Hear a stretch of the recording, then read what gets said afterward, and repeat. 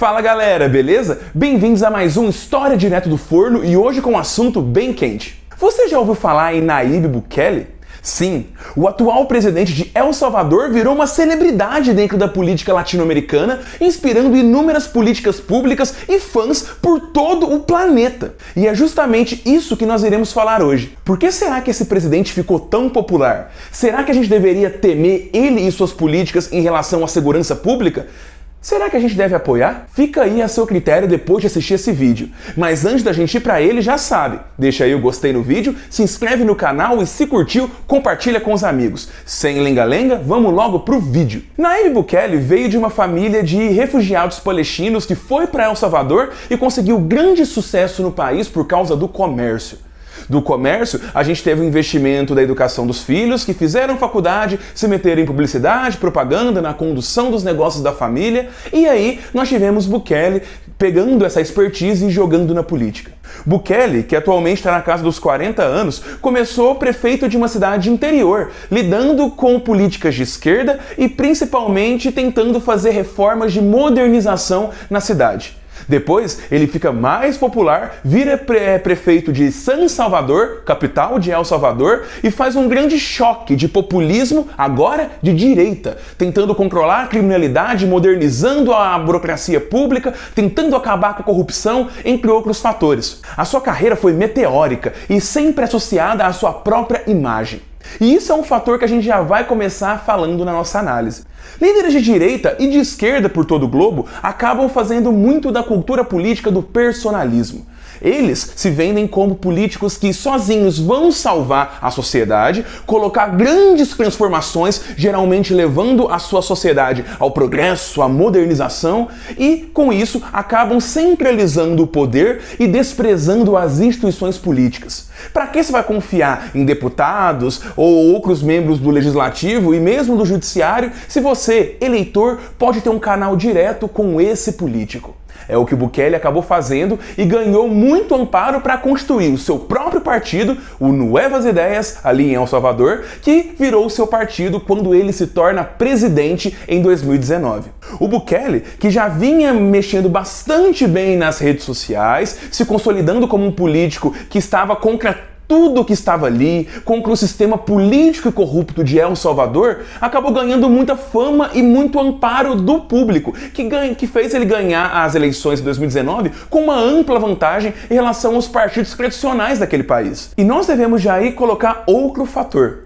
Existe uma percepção na sociedade salvadorenha que os políticos não resolvem nada, o país é um país com enorme desigualdade e pobreza, grande desemprego, grandes falhas estruturais e que convive há décadas com uma das maiores taxas de homicídio e criminalidade do planeta. Então esse cenário que o Bukele soube nadar muito bem, esse contexto de muita angústia, sofrimento e que na prática o poder dos políticos tinha que conviver com o poder das gangues, nós vamos ter todo o caldo onde Bukele vai se lançar presidente. O Nuevas Ideias ele não tem um panorama necessariamente de direita ou esquerda. Por mais que ele coloque questões como uma plataforma de segurança pública, anticorrupção, de livre iniciativa, ao mesmo tempo que ele fala sobre reformar cidades, conviver e melhorar o espaço público, falar de direitos sociais, tudo isso é uma mescla de ideologias que coloca ele, na sua própria propaganda, como um político que não tem ideologias. Isso é uma coisa que foi muito comum a partir da década de 90. Você limpa a política da política, tira as ideologias e fica só com a gestão, com a eficiência. É por isso que tivemos muitos líderes de esquerda ou de direita em vários países pelo mundo que acabavam apenas mantendo um certo status quo de direitos sociais e desenvolvimento econômico praticado no liberalismo ou em uma menor intervenção do Estado. Dessa forma, fica a eficiência, a gestão, a técnica, ao contrário de disputas partidárias que só geram corrupção. Então essa visão política que, comigo falando, você já deve estar pensando, nossa, tal político é assim, acabou gerando a plataforma atual do Nayib Bukele. Só que tem um detalhe. A sua plataforma principal, acima de tudo, foi a segurança pública. O maior obstáculo da sociedade salvadorenha e que principalmente o Bukele enxergou ali uma grande plataforma de mostrar a sua modernização e toda a transformação que ele está fazendo no próprio país. O que fez, por exemplo, o pessoal do MBL se apaixonar por ele. As ideias de segurança pública do Bukele são recentes e você pode argumentar que estão muito permeadas no senso comum, o que por sua vez não tira o mérito da questão, mas só reforça a ideia de político com a sociedade, o que muitas pessoas chamam de populista. E aí que tá. O Bukele, ele utilizou dessa questão de segurança pública para fazer, primeiramente, o grande plano, a grande prisão de segurança máxima que se chama CECOT, o Centro de Confinamento do Terrorismo. Essa prisão, que se tornou a maior prisão do mundo, ela tem espaço para 40 mil detentos em condições que muitos falariam que são desumanas, como por exemplo celas sem colchões, estamos falando de superlotação de vários presos em uma mesma cela, entre outros fatores, excesso de temperatura, falta de auxílio médico, falta de espaço ao ar livre, entre outras coisas. Essa prisão foi o grande marco da gestão do Bukele, porque ao mesmo tempo que a gente teve essa prisão para ser mandada aos membros das gangues, a gente tem um endurecimento legislativo de várias leis que diminuem a maioridade penal, aumentam as penas em relação a membros de gangue, entre outros crimes, e faz toda a sociedade comprar um discurso de segurança pública máxima que deixou a sociedade mais militarizada, com maior poder para as Forças Armadas e, claro, todas ali recebendo as ordens de Bukele, e isso resultou numa grande limpa de segurança pública. Vocês podem ver os gráficos e números que estão passando na sua tela, onde a gente vê realmente uma drástica redução da criminalidade e um aumento gigante dos presos nas prisões e principalmente no CECOT. Só que aí, por mais que isso seja um grande case de segurança pública e acabou fazendo com que o Bukele seja um presidente com enorme aprovação, a ponto dele conseguir se reeleger em um país que não permitia a reeleição, nós vamos ter inúmeras críticas a esse modelo. Saiu recentemente várias matérias por todo o planeta, e principalmente aqui no Brasil, que a gente pode falar reportagens na revista Piauí, na BBC, o Fantástico fez uma reportagem ontem, no caso eu estou gravando esse vídeo no dia 4 de março, então temos uma atenção da mídia sobre esse case do Bukele e as consequências dessas práticas. E isso é muito interessante porque, primeiramente, você tem de fato uma redução da criminalidade, só que o Estado de Lei, a Rule of Law, o poder das instituições de garantir igualdade, direito a você ser inocente até que se prove ao contrário, essas coisas caíram por terra. A polícia cada vez mais prende pessoas que não têm direitos a habeas corpus. E tudo isso não foi só do Bukele gritando. Nós tivemos todo o encorajamento da sociedade e por parte do legislativo que mudaram as leis. E não só isso, viu? Não é todo mundo comprando o discurso do Bukele. O próprio Bukele utilizou das Forças Armadas para literalmente, como vocês podem ver aqui, ele invade o parlamento para pedir mudanças de lei, ele aparelha o judiciário, mudando leis que definem a questão da aposentadoria e da escolha dos ministros do STF, colocando pessoas que são partidárias das suas mudanças e tudo mais. E isso faz com que o aparato institucional de El Salvador, para enfrentar a criminalidade, mude inteiro. Vire praticamente um estado policial onde você que tem que provar que não é culpado. E isso, por mais que de fato reduza drasticamente as taxas de criminalidade, colocou El Salvador nesse estado. Praticamente uma distopia totalitária onde um chefe centraliza o poder, só que aí é que tá. É menos 1984 e mais admirável mundo novo. Porque, querendo ou não, a população, entre medo e felicidade pela redução da criminalidade, está apoiando muito o Bukele. E seu discurso modernizador, novo, onde ele vai lá e utiliza as redes sociais e mostra bandido apanhando porque bandido bom é bandido morto.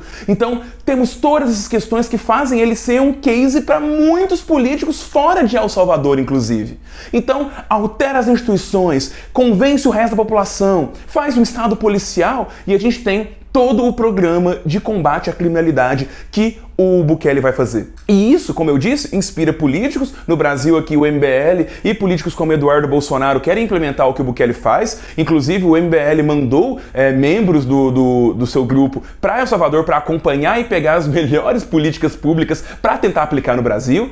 E não só. A gente pode ver o melhor exemplo de bukelismo aqui na América Latina no Equador.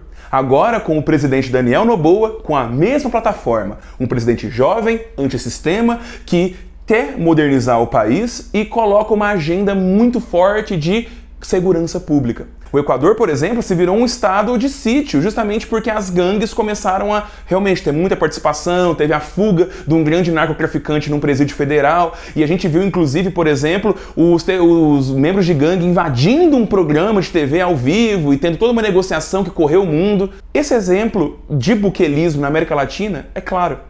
E, por mais que o motivo seja nobre, segurança pública, e todo mundo se incomode, principalmente os mais pobres, de perder patrimônio se você está seguindo as normas, enquanto vai lá um bandido e pega e rouba e mata e se filia a alguma gangue, isso deixa um sentimento de injustiça na população que esses políticos compreendem e executam muito bem.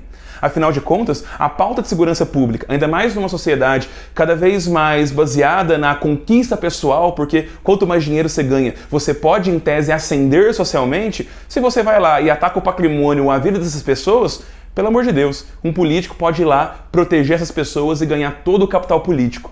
As pessoas cada vez mais estão propensas a trocar certas liberdades e mesmo democracia se isso representar segurança no fim do dia. No caso, a maior questão de temer o buquelismo que eu defendo é porque ele se comunica muito com... Eu defendo essa crítica, né? Ele se comunica muito com uma coisa que a gente no Brasil conhece com o Paulo Maluf, por exemplo, de colocar rota na rua, de o pessoal ver uma viatura, da sociedade ter escolas militares porque são jovens mais ordeiros, onde o pessoal não fica usando droga. Esse discurso cola muito, principalmente no pessoal de classe mais baixa. E não só isso, eles têm uma parte de razão. Ninguém sofre tanto com a questão de segurança pública quanto o pobre, quanto o negro, quanto o periférico, que está numa situação de conjectura que a gente sabe, jogado na periferia, etc. O problema, e isso a gente vê no longo prazo, é como essa sociedade vai se transformando e a gente cada vez mais se torna países com essa propensão. Menos causas estruturais, menos questões sobre educação, emprego, economia, etc. E mais uma sociedade focada nos sintomas, focada em combater criminalidade, em colocar todo mundo numa prisão e dane-se direitos humanos, e que, se uma pessoa faz isso em nome de uma sociedade, a gente pode dar lá todo o poder para ele. Não é à toa que o Bukele é o ditador mais legal do mundo. A gente está numa sociedade, e isso eu falo mundialmente, onde cada vez mais nós escolhemos o nosso ditador favorito, e isso talvez seja a pior herança do buquelismo. Daqui 20, 30 anos, você vai querer trocar os seus direitos e sua liberdade por uma promessa de segurança pública? Será que a gente não tem um meio termo? Será que não existem outros caminhos? Deixe aí nos comentários. Bom, era isso que eu queria falar rapidamente sobre o buquelismo, porque talvez seja uma das principais correntes políticas do nosso momento contemporâneo, e acredito que cada vez mais isso vai aumentar, principalmente a propaganda em nome do Bukele e a questão de destruição de direitos humanos em muitos países em prol de uma agenda de segurança pública, onde a gente vai, ao mesmo tempo que tem uma redução da criminalidade, a gente vende a sociedade com essa promessa de andar na rua com o celular na mão. E isso talvez seja o mais problemático. Bom, é isso, galera. Vejo vocês na semana que vem com mais um História Direto do Forno. Até lá!